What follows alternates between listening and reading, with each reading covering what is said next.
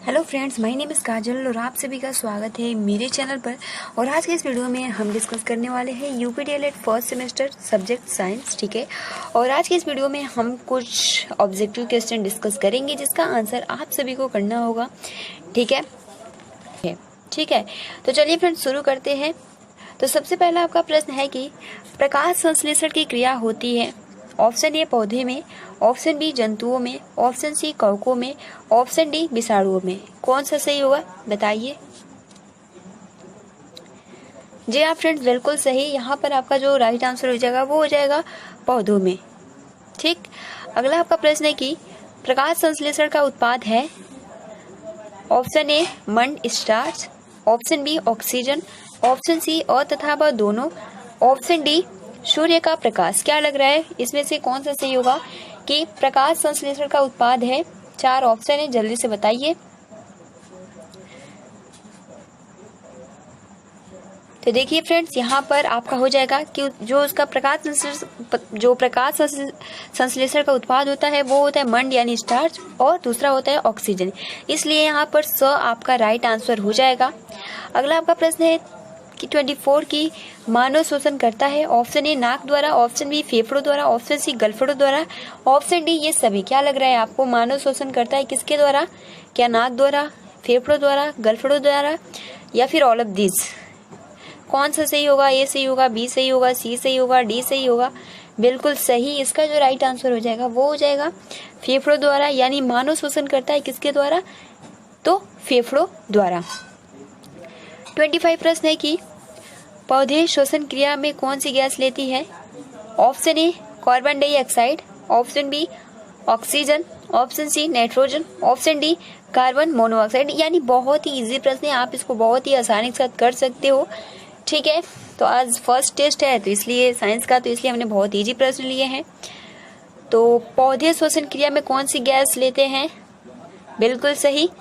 आपका यहाँ जो राइट आंसर हो जाएगा वो हो जाएगा कार्बन डाइऑक्साइड। ठीक है, फिर 26 प्रश्न है कि मरुस्थलीय पौधे यानी नागफनी की पत्तियां रूपांतरित हो जाती है कांटों में, तनों में, जड़ों में, सभी में। क्या लग रहा है यहाँ पे कौन सा सही होगा? जल्दी से बताइए। बिल्कुल सही, यहाँ आपका ऑप्शन ए सही हो जाएगा, कांटों में। ठीक है, अगला आपका प्रश्न है 27 की मेढक है तो मेढक क्या है? जलचर है, ऑप्शन बी थलचर है, ऑप्शन सी नभचर है या ऑप्शन डी उभयचर है? क्या यहाँ पे सही होगा? तो देखिए फ्रेंड्स, जल्दी से बताइए। आप सभी के लिए 5 सेकेंड की टाइमिंग दी जा रही है और सभी का आंसर बिल्कुल ही सही है। यहाँ पर आपका ऑप्शन डी हो जाएगा, उभयचर। ठीक है, अगला आपका 28 प्रश्न है कि चेहरे की हड्डियों की संख्या होती है option A 7, option B 3, option C 14, option D 13। क्या लग रहा है आपको यहाँ पे कौन सा सही होगा? चेहरे की हड्डियों की संख्या होती है, जल्दी से बताइए।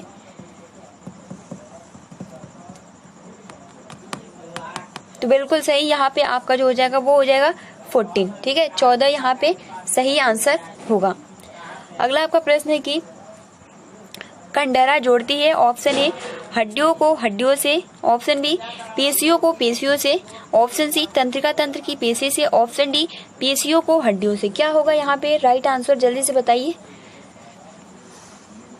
बिल्कुल सही, यहाँ पर आपका जो ऑप्शन हो जाएगा वो हो जाएगा ऑप्शन डी, यानी कंडरा जोड़ती है पेशियों को हड्डियों से। ठीक है, देखिए अगला आपका प्रश्न है कि हमारे शरीर की सबसे छोटी हड्डी है तो हमारे शरीर की सबसे छोटी हड्डी क्या है आपके पास? Option A stapes, femur, incus, इनमें से कोई नहीं। क्या आपको लग रहा है यहाँ पर आपका सही आंसर क्या हो जाएगा? और देखिए आपके सीरीज में जो इसका जो आंसर है वो गलत दिया गया है।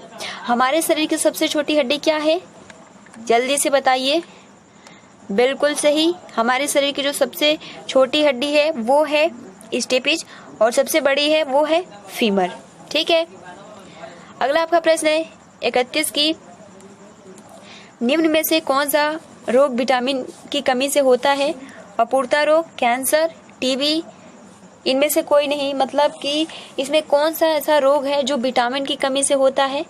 ठीक है, जल्दी से बताइए। तो वो होता है अपूर्णता रोग, यानी और यहाँ पे सही हो जाएगा।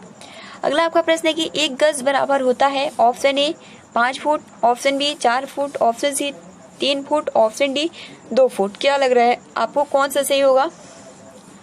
बिल्कुल सही, यहाँ पर आपका जो राइट आंसर हो जाएगा बिल्कुल सही है, यहाँ पर आपका 3 फुट करेक्ट आंसर हो जाएगा। ठीक है, 1 गज बराबर होता है 3 फुट।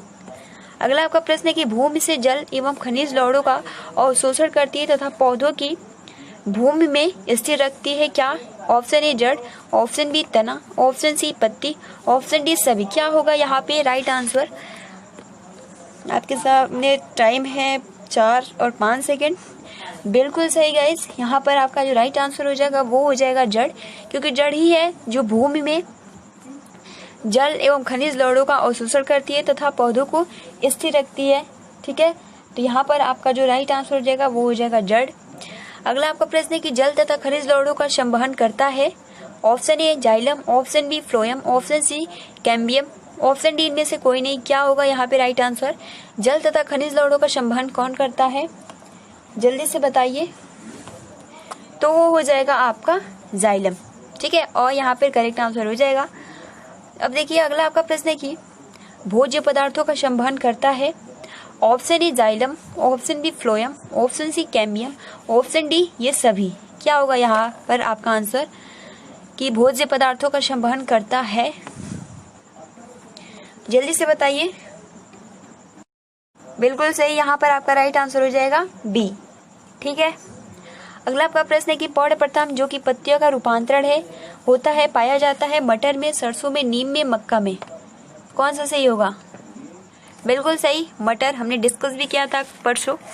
ठीक है, क्योंकि जो लेसन 2 था उसमें हमने बहुत ही अच्छे से डिस्कस किया था पत्तियों का रूपांतरण में। और आप देख सकते हो इस तरीके से मैंने आपसे भी से बोला भी था कि केवल अगर आप एग्जाम्पल याद कर लेते हो तो आप आसानी से किसी भी क्वेश्चन का आंसर कर सकते हो। ठीक है, अगला आपका प्रश्न है कि वे पौधे जो मरुस्थल में उगते हैं कहे जाते हैं। Option A xerophyte, option B epiphyte, option C hydrophyte, इनमें से कोई नहीं। क्या होगा यहाँ पर करेक्ट आंसर कि वो कौन से पौधे हैं जो मरुस्थल में उगते हैं तो क्या कहे जाते हैं? Option A, option B, option C, option D. तो देखिए जो मरुस्थल में पौधे उगते हैं उनको जीरोफाइट कहा जाता है। अगला आपका प्रश्न है कि जड़ों के प्रकार है। ऑप्शन ए मूसला जड़, ऑप्शन बी अपस्थानिक जड़, ऑप्शन सी दोनों, ऑप्शन डी इनमें से कोई नहीं। कौन सा सही होगा? तो देखिए जड़ों के प्रकार हैं तो जैसे कि हमने कल ही डिस्कस किया था। ठीक है, तो यहाँ पर आपका जो हो जाएगा वो हो जाएगा दोनों, मूसला जड़ और अपस्थानिक जड़। अपस्थानिक जड़ को झकड़ा जड़ भी कहा जाता है। मूसला जड़ क्या होता है और अपस्थानिक जड़ क्या होता है हमने बहुत ही अच्छे से डिस्कस किया था। ठीक है, जो ये आपका पौधों का भाग होता है। ठीक है, अब यहाँ बताऊँ तो बहुत ज़्यादा टाइम लगेगा। ये पूरा आपका मूसला जड़ होता है। ठीक है, और अपस्थानिक जड़ होता है जिसे झगड़ा जड़ भी कहा जाता है, जिसकी जो रचना होती है बहुत ही पास से होती है, बिल्कुल ऐसे। और जो मूसला जड़ होती है वो उसकी जो चित्र होता है वो दूर दूर होता है।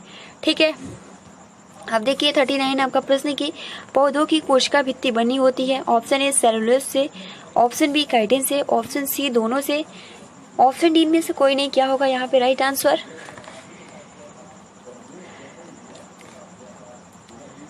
तो पौधों की कोशिका भित्ति बनी होती है किससे बनी होती है? जल्दी से बताइए। बिल्कुल सही, आपका यहाँ पे राइट आंसर हो जाएगा वो हो जाएगा सेलुलोज। आप सभी की तैयारी बहुत ही अच्छी है। ठीक है, अगला आपका प्रश्न है कि सजीवों तथा निर्जीवों के बीच की कड़ी को कहते हैं जीवाणु, विषाणु यानी वायरस, लाइकेन। क्या होगा? सजीव तथा निर्जीव के बीच की कड़ी को क्या बोलते हैं? तो वो बोलते हैं विषाणु यानी वायरस। बिल्कुल सही, आप सभी को आंसर है। अगला आपका प्रश्न है कि पौधों में उत्तेजनशीलता का प्रदर्शन स्पष्ट दिखाई देता है। ऑप्शन ए आम में, ऑप्शन बी छुई मुई में, ऑप्शन सी नीम में, ऑप्शन डी अदरक में। क्या होगा यहाँ पे राइट आंसर? जल्दी से बताइए। बिल्कुल सही, पौधों में उत्तेजनशीलता का प्रदर्शन स्पष्ट दिखाई देता है, वो होता है छुई मुई में। बिल्कुल सही, आप सभी का आंसर बिल्कुल सही है। अगला आपका प्रश्न है कि विटामिन शब्द का सर्वप्रथम प्रयोग किसने किया था? ऑप्शन ए फंक ने, या फंक भी आपने देखा होगा, हॉपकिंस ने, लूनिन ने, इनमें से कोई नहीं। क्या होगा यहाँ पे? 4 आपके सामने ऑप्शन है, जल्दी से बताइए गाइस। तो आप सभी का आंसर बिल्कुल सही है कि विटामिन शब्द का सर्वप्रथम प्रयोग किसने किया है? तो फंकने। अगला आपका प्रश्न है कि निम्न में से कौन सा रोग पॉलिश किए हुए चावल को खाने से होता है? पेलाग्रा, अतिसार, बेरी बेरी, घेंघा। क्या होगा? Option A, option B, option C, option D. यहाँ पे कौन सा की रोग हो जाता है जो पॉलिश किए हुए अगर हम चावल खाते हैं तो इन चारों ऑप्शन में से कौन सा रोग होता है? जल्दी से बताइए गाइस। तो देखिए बेरी बेरी आप सभी को पता है विटामिन जो बी होता है उसकी कमी से बेरी बेरी का रोग होता है। ठीक है, तो यहाँ पर आपका जो राइट आंसर हो जाएगा वो हो जाएगा स, बेरी बेरी। ठीक है, ऑप्शन यहाँ पे सी हो जाएगा। अगला आपका प्रश्न है कि निम्न में से कौन जल में घुलनशील विटामिन है? Vitamin A B, vitamin B C, vitamin A D E K, इनमें से कोई नहीं। क्या लग रहा है आपको कौन सा सही होगा? तो देखिए फ्रेंड्स, आपका जो सी होता है और बी होता है सबसे ज्यादा सी जल में घुलनशील होता है। ठीक है, तो यहाँ पर आपका जो राइट आंसर हो जाएगा वो हो जाएगा विटामिन बी और सी। ठीक है, ठीक है, लेकिन मुझे लगता है ना कि यहाँ ज्यादातर आपका जो ऑप्शन हो जाएगा यहाँ तो आपका ऑप्शन विटामिन सी होगा। ठीक है, क्योंकि जो जल में घुलनशील होता है वो आपका विटामिन सी ही होता है। ठीक, अब देखिए अगला जो है कि इनमें से कौन सा वसा घुलनशील में विटामिन है? ठीक है, विटामिन ए डी ई के। ठीक है, उसके बाद आपका है vitamin B C, vitamin D K, और इनमें से कोई नहीं। तो देखिए वो जल में घुलनशील है और ये वसा में घुलनशील कौन है? क्या यहाँ पे राइट आंसर हो जाएगा? तो वो आपका हो जाएगा विटामिन ए डी ई ए के। तो ये डिफरेंट है कुछ, जो जल में घुलनशील होता है वो सी और यहाँ पे आपका वसा में घुलनशील ए डी ई के हो जाता है। अगला आपका प्रश्न है कि स्कर्वी रोग की पहचान है? मशोड़ों से रक्तस्राव, हाथ का फूलना, रुधिर छिड़ता, इनमें से कोई नहीं। क्या यहाँ पे राइट आंसर होगा? जल्दी से बताइए गाइस। तो यहाँ पर आपका जो राइट आंसर हो जाएगा वो हो जाएगा ऑप्शन, बिल्कुल सही, ऑप्शन ए। ठीक है, मशोड़ों से रक्तस्राव, ऑप्शन ए यहाँ पे करेक्ट आंसर हो जाएगा। अगला 47 आपका प्रश्न है कि मैरेस्मर्स तथा क्वासी और कर रोग किसकी कमी से होता है? Option A vitamin, option B protein, option C lipid, option D इनमें से कोई नहीं। क्या लग रहा है आपको यहाँ पे कौन सा सही आंसर होगा? तो देखिए मैरेस्मर्स तथा क्वाशी और कर रोग जो होता है वो प्रोटीन की कमी से होता है। ठीक है, प्रोटीन में आप सभी को पता है एग आ जाता है, मिल्क आ जाता है। अगला आपका प्रश्न है कि रक्त दाब मापा जाता है, किससे मापा जाता है? Option A spherometer, option B anemometer, option C ammeter, option D sphygmomanometer. क्या होगा यहाँ पे राइट आंसर? जल्दी से बताइए, रक्त दाब किससे मापा जाता है? 4 आप सभी के सामने ऑप्शन है, जल्दी से फास्ट। बिल्कुल सही, यहाँ पे आपका ऑप्शन डी सही हो जाएगा। आप सभी का प्रिपरेशन जो है बहुत ही बेस्ट है फ्रेंड्स। ठीक है, अगला आपका प्रश्न है कि किस रक्त का समूह को सर्वदाता कहते हैं? Option A, option B. ये बहुत ही इजी प्रश्न है, आप इसको खुद ही बताइए। ठीक है, इसका आंसर हम नहीं बताएंगे कि किस रक्त समूह को सर्वदाता कहा जाता है। Group A, group B, group A B, group O, किसको कहा जाता है? जल्दी से बताइए फ्रेंड्स। ठीक है, बहुत बढ़िया। अगला जो आपका प्रश्न है इसका आंसर मैं नहीं बताऊंगी क्योंकि बहुत इजी प्रश्न है। ठीक, और अगर आप सभी की रिक्वेस्ट हो तो चलिए मैं बता देती हूँ। ठीक है, वो है आपका ओ। ठीक, किस रक्त समूह को सर्वग्राही कहते हैं? Option A B, option A, option B, option D. कौन सा सही होगा? तो वो हो जाएगा सर्वग्राही हो, जो यहाँ पे हो जाएगा कि ऑप्शन ए बी, मतलब सभी से ग्रहण कर सकता है वो होता है ए बी, और सभी को दे सकता है वो होता है ओ। ठीक है, अगला आपका प्रश्न है कि हमारे शरीर की सबसे बड़ी हड्डी है तो कौन सा है? Stapes, femur, fibula, tibia. कौन सा सही होगा? जल्दी से बताइए। Option A, option B, option C, option D. ये तो मैंने पहले ही बता दिया था, सबसे छोटी स्टेपिस और सबसे बड़ी फीमर। तो यहाँ पर आपका ऑप्शन जो हो जाएगा वो हो जाएगा बी। क्लियर। अगला आपको प्रश्न है कि हमारे शरीर के किन अंगों में लसिका कोशिकाएं बनती है? यकृत में, तितली में, अग्नाशय में, वृक्क में। यहाँ पे कौन सा राइट आंसर होगा कि हमारे शरीर के किन अंगों में लसिका कोशिकाएं बनती है? जल्दी से बताइए। तो वो हो जाएगा आपका तिल्ली में, जो लसिका कोशिकाएं बनती है वो तिल्ली में बनती है। ठीक है, नेक्स्ट आपका प्रश्न है कि वयस्क मानव में हड्डियों की संख्या होती है? Option A 206, option B 207, option C 208, option D 201। जैसे कि मैंने कल पढ़ाया था उसमें जो प्रिंट हुआ था गलती से 206 था। शिशु में जो नवजात शिशु होता है उनमें जो हड्डियों की संख्या होती है वो 300 होती है। ठीक है, आप इसको करेक्ट कर लीजिएगा। फिलहाल अभी आपको इसका आंसर करना है कि वयस्क मानव में हड्डियों की संख्या होती है 206, 207, 208, 201। कौन सा सही होगा? बिल्कुल सही, ऑप्शन ए। अगला आपका प्रश्न है कि एपीकल्चर है। ऑप्शन ए मधुमक्खी पालन, ऑप्शन बी रेशम कीट पालन, ऑप्शन सी दोनों इनमें से कोई नहीं। कौन सा होगा? एपीकल्चर है। जल्दी से बताइए फ्रेंड्स। बिल्कुल सही, आप सभी का आंसर बिल्कुल सही है, मधुमक्खी पालन। अगला आपका प्रश्न है 55 की मानव कपाल में हड्डियों की संख्या है 11, 8, 14, 7। क्या होगा यहाँ पे राइट आंसर? जल्दी से गाइस जल्दी से बताइए। तो देखिए मानव कपाल में हड्डियों की संख्या जो है वो हो जाएगा आपका ऑप्शन बी 8। यहाँ पे करेक्ट आंसर हो जाएगा, सभी का आंसर सही है। अगला आपका प्रश्न है कि भोजन संचयन के लिए अपस्थानिक जड़ का रूपांतरण है कौन सा? तर्क रूप, पड़स्तंभ, गंधगुच्छ, कुंभी रूप। बताइए, भोजन संचय के लिए अपस्थानिक जड़ का रूपांतरण है। हमने बहुत ही अच्छे से डिस्कस किया था, आप सभी को इसको आसानी से बता सकते हो क्योंकि कुछ मूसला जड़ के भी है और कुछ अपस्थानिक जड़ के रूपांतरण भी है।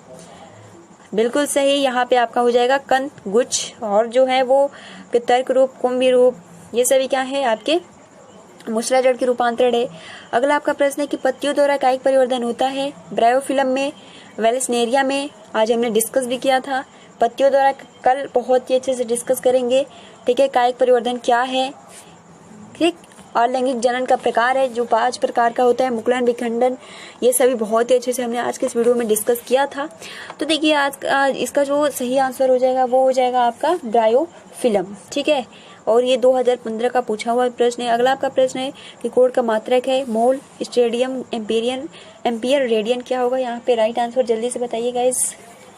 तो देखिए यहाँ आपका हो जाएगा रेडियन। घनकोर का हो जाता है घनकोर का स्टेडियन।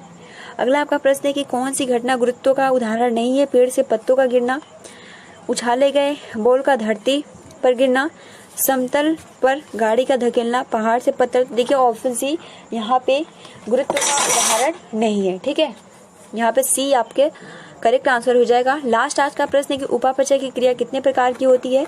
तो उपापचय की क्रिया जो होती है वो 2 प्रकार की होती है, अपचयन और उपचयन। 2 प्रकार की उपापचय की क्रिया होती है। तो गाइज आज के इस वीडियो में बहुत ही इंपॉर्टेंट प्रश्न डिस्कस किए जो कि आपके राजन से जितने भी प्रश्न थे हमने डिस्कस किए। ठीक है, और आपके एग्जाम में इसी में से प्रश्न पूछे जाएंगे, तो इसलिए हमने बाहर से कुछ नहीं डिस्कस किया। ठीक है, तो गाइज आज के लिए इतना ही। आप अपना अच्छे से प्रिपरेशन करते रहिए। ठीक है, तब तक के लिए thanks for watching, take care and best of luck. और हाँ, वीडियो पसंद आई हो तो लाइक कर सकते हो, अपने फ्रेंड्स मित्रों को शेयर कर सकते हो।